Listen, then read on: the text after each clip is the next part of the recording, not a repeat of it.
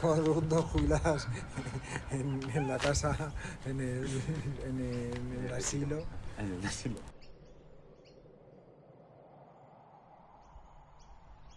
En 2015 empiezo una investigación a partir de la pregunta de cómo sería la danza hoy en día si todos los bailarines que murieron a consecuencia del SIDA estuvieran vivos. Y esta pregunta a su vez nace de una caída del guindo, como darme cuenta de que aunque yo soy del 82, justo nazco en plena pandemia, pero no era consciente de la magnitud de la pandemia y de la cercanía. O sea, para mí era algo como muy ajeno. Y en un momento de la vida, sobre el 2012 o así, pues hay unos eventos que me hacen darme cuenta de eso. Y entonces decido en su momento, me queda como la duda, pero no investigo, no me veo capaz de investigar sobre eso.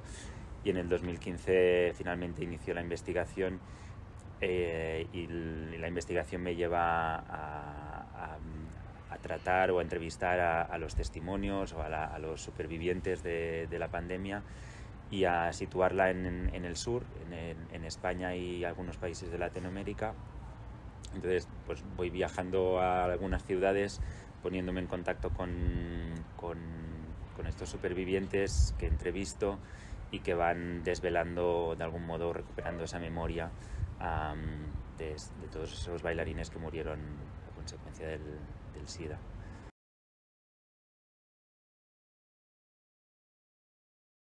Yo empecé la investigación sin saber muy bien dónde iba a parar todo eso.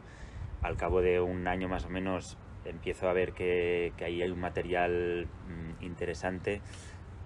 Como en paralelo me pidieron en una exposición que se estaba haciendo en CaixaForum que hiciera una performance relacionada con esa investigación, y lo que propongo es hacer una práctica de contact improvisation con Oscar Dassi, que es la persona como de algún modo responsable de que yo empezara a hacerme esas preguntas, y pusimos la conferencia de John Greenberg, que es una conferencia que me llevó durante el proceso de investigación, y Greenberg fue un miembro y tiene esta conferencia en la que habla, una conferencia que se grabó en el 92 en Teleco, en San Sebastián, donde habla sobre la importancia de bajar barreras para aprender a vivir con el otro o lo otro, lo que sea. Él habla en primera persona como persona seropositiva y persona que ya ha desarrollado el síndrome y que tenía básicamente los días contados de algún modo, y estaba de gira por Europa, que le estaban llevando básicamente para avivar el fuego crítico y generar comunidades que dieran respuesta o de que reclamaran respuesta política a la situación que se estaba viviendo.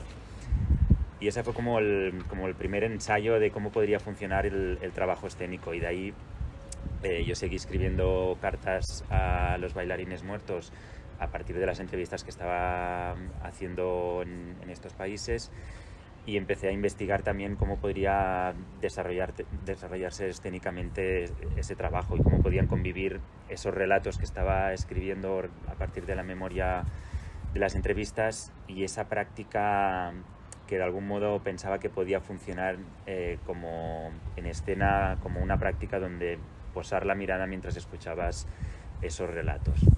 Y ahí aparece pues esta idea del contact improvisation como una práctica que me parecía muy parecida a lo que proponía Greenberg, en tanto que esta idea de bajar barreras y aprender a vivir ¿no? como bajar la barrera de la inmunidad, que es lo que hace el VIH, y crear una comunidad.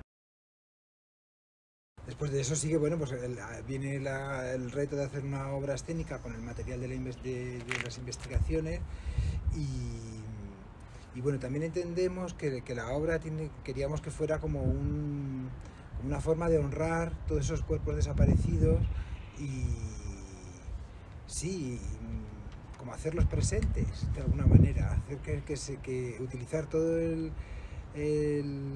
dispositivo escénico y toda la lógica del dispositivo escénico como para hacerlos presentes y hacer una especie de monumento efímero de celebración de esas vidas, y por una parte, pero también por otra había un propósito de tomar todo aquel dolor y sufrimiento como un legado que nos había llegado a nosotros, y como un legado que no solo hablaba del pasado y del trauma de la epidemia, sino que nos daba claves para afrontar el futuro.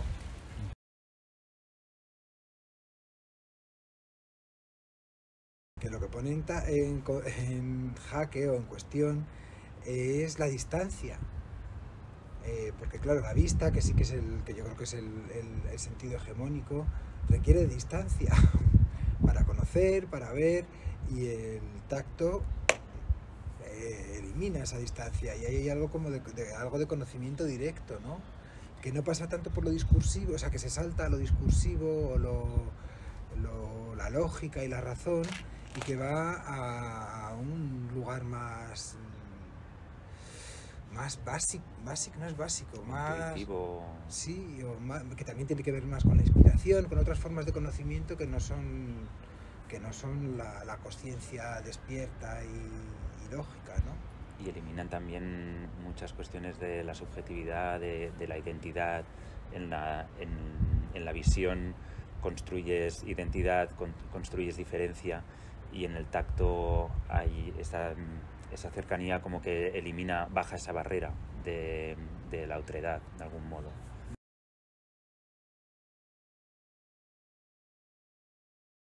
Sí, barreras que caen.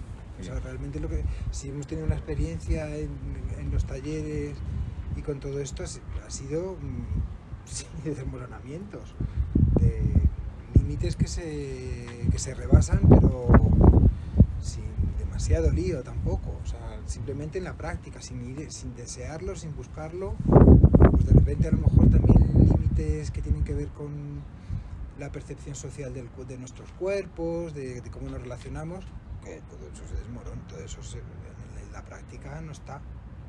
Bueno, y se desmorona también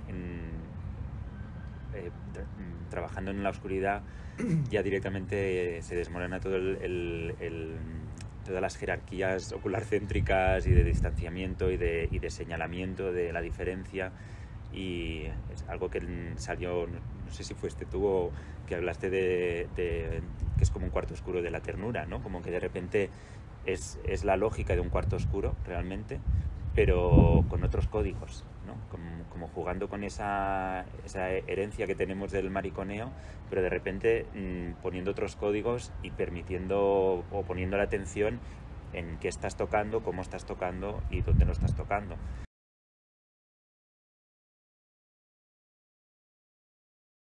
Claro, mogollón. Bueno, lo primero es que los talleres se pararon. O sea, este es el primer taller que hacemos desde la pandemia. Entonces, hay una resonancia inmediata, como esto se para. Pero luego, claro, sí, toda esta cosa de honrar a los cuerpos muertos y de cómo relacionarnos con los desaparecidos, pues es que es lo mismo. Ahí, bueno, pues sí, venía también la cosa de que, mira, esto dentro de la cultura marica, con todo el estigma que ha llevado toda la enfermedad, pues hemos aprendido muchas cosas que de repente, extendido a la sociedad en general, parecía que no estaban. Pero bueno, ha resonado. O sea, es que ahora mismo escuchas el audio, que este audio o sea, el texto se cerró en el 2017. Sí, 18. La nueva versión fue el 18 igual. 18. Y lo escuchas ahora y dices, estamos hablando de algo que nos acaba de pasar, sí, que no es tan lejano. Lo que pasa es que el COVID no tenía estigma y el VIH o SIDA sí lo sigue teniendo de algún modo. Bueno, de algún modo no lo sigue teniendo. Pero sí que se producen muchos paralelismos, ¿no? Que de repente se hicieron evidentes y sobre todo como esta cosa de ignorar todo un conocimiento que se había desarrollado en las comunidades maricas, sobre todo promovidas por la comunidad boyera, que fue la cuidadora en esos años de la epidemia, y de repente como que nos hemos olvidado de todo eso. Pues no, ¿no? Y algo que a mí me sorprendía mucho cuando yo empecé la investigación, obviamente tenía como todos los clichés que te han contado de las películas, ¿no? Filadelfia, yo qué sé, como que mueren solos, y obviamente había muchísimos casos así, pero también había muchísimos casos que igual morían muy apartados de la familia, pero habían conseguido crear una comunidad muy fuerte alrededor. Y ahí es donde yo creo que empezamos a pillar como el filón para darle la vuelta al asunto.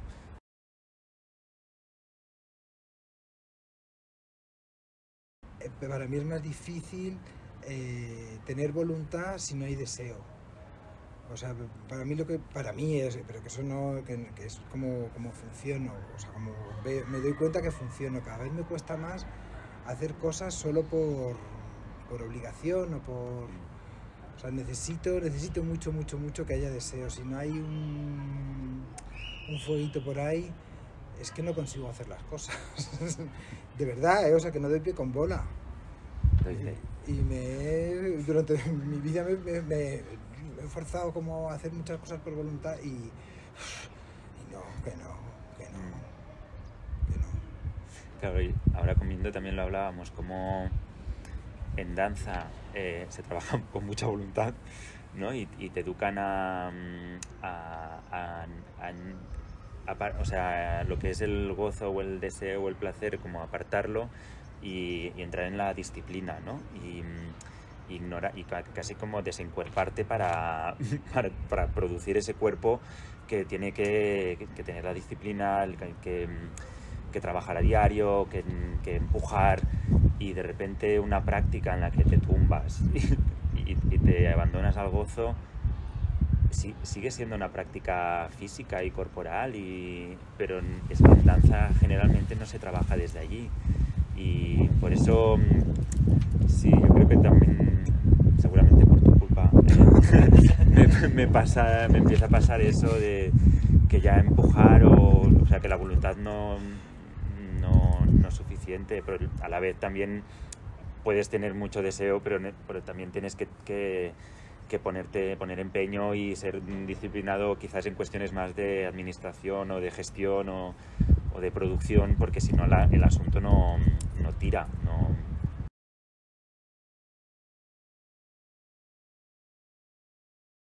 Para mí todo es lo mismo.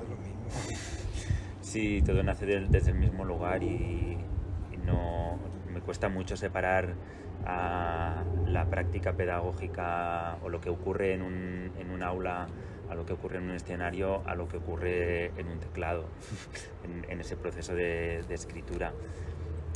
Este proyecto justamente es uno de los proyectos que se ha desparramado en más formatos, justamente, y a mí me ha ayudado como a entender que aunque tengas una idea de lo que quieras hacer, hay que escucharla para ver en qué formato necesita materializarse, y que me haya formado, que mi título sea en bailarín de danza contemporánea, no quiere decir que tenga que producir piezas de danza contemporánea.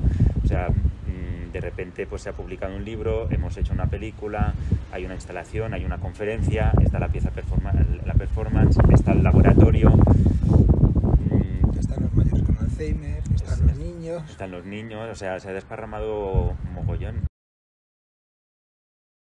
Yo no tengo formación como bailarín, o sea, mi formación es académica. A pesar de este perfil.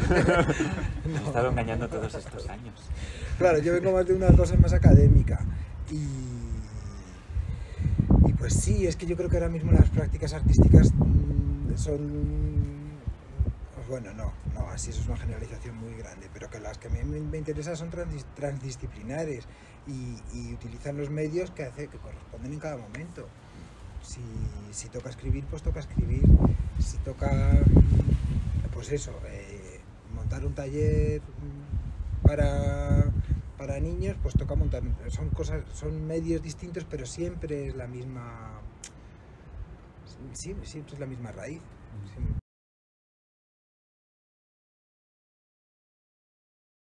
Pero así como deseo que las instituciones públicas dejen de secuestrar los medios de producción artística, y que no obliguen a los artistas a estar en una continua competición entre ellos para poder hacer sus obras. O sea, los medios de producción tienen que estar a disposición de todos. Es ridículo que ahora, para tener una residencia, para hacer una obra, tengas que competir con 120 personas, 120 proyectos. Que a lo mejor los 120 proyectos son muy buenos, pero solo se lo van a dar a un 1% de todos esos. Y eso es un secuestro de los medios de producción, en toda regla. Que te lo llama, que dicen, Artes Vivas, Centro de Creación del Ayuntamiento de Madrid, y una mierda que te comas. Lo que estás haciendo es restringir y controlar y precarizar el sector. Entonces, pues sí, estaría guay que los medios de producción se abrieran y dejaran de estar controlados por instituciones que luego no siempre tienen un compromiso muy claro con el arte y con la cultura. Son instituciones que están ahí para gestionar unos recursos, pero que no está muy claro cuál es su compromiso en generar redes de que sostengan la creación contemporánea y la creación, no contemporánea, toda la creación. Se supone que no lo hacen ese trabajo, lo que hacen es y toda esta cosa perversa de las programaciones y de seleccionar por criterios que luego nunca nadie justifica, sobre todo en las instituciones públicas. Nada más que añadir.